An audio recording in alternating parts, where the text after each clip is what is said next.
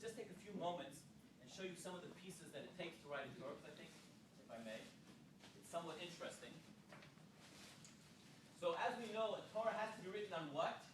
On parchment. And parchment is animal skin, right? So you want animal skin, so here's some animal skin. Here's the animal skin. Okay? This is a good start. This is goat skin. This is from a kosher animal. So technically, you may write a Torah on this. But if a Torah was written on this, and the rabbi would come and say, hey, come and kiss your Torah. You go, yeah, right. Would you like to give it a big hug? Of course not. So as a result, even though, yes, this is kosher and can be used, it doesn't smell at all, it's been cleaned already, so don't worry about that. It would not be user-friendly in any way. So what we do is actually the parchment is processed. It actually takes the time.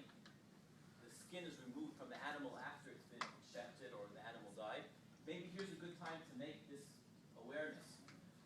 It has never happened ever in history that any animal was ever killed for the sake of writing the Torah. It has never happened.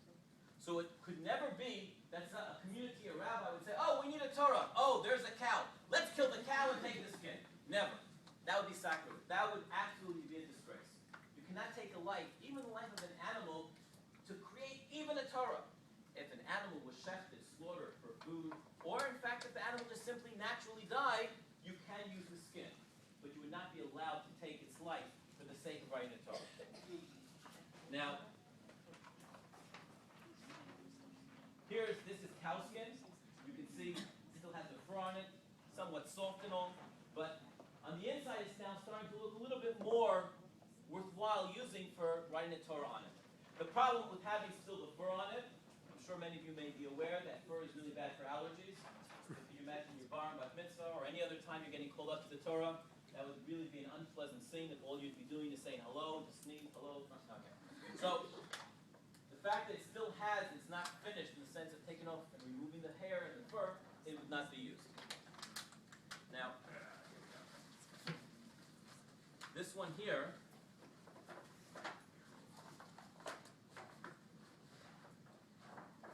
this is lambskin, okay?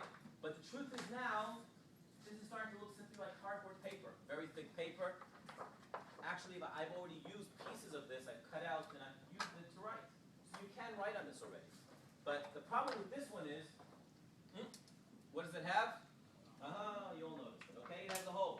But wait, if it has a hole, maybe it's holy. I got you laugh now, right? Okay.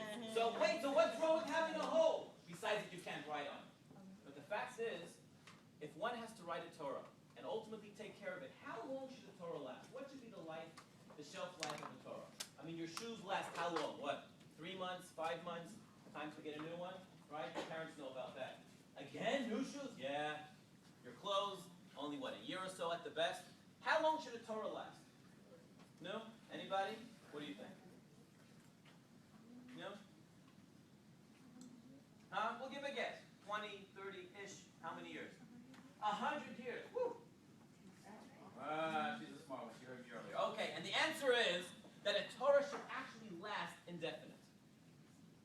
Now, if it has a hole in it, what happens when you have a hole in your clothes, in a shirt, or paper, and you pull at it? What happens? It rips, it tears. Shabbat, can you imagine someone's lifting up the Torah and gives it a pull? Ouch. That would not be something very pretty to see. So, we make sure that even though the parchment might be very holy, we would not be using it. Now, here we have, this is now what we call Torah paper. This is parchment. It still has the color of the animal. This is cow skin. But on the inside now, it is extremely soft, extremely durable. And this parchment can last indefinite. And this is what we use for writing Torah. On each piece, each sheet like this, I'm not sure if you can see, you'll notice in the light there's lines scored on the parchment. Can you see that? It's not written on it, it's actually scored, like indented on the paper. And these lines, as I'll show you in a minute, we use to write straight letters, to make sure that the lines are even and so on. This is klaf, this is what we use to write Torahs. Now,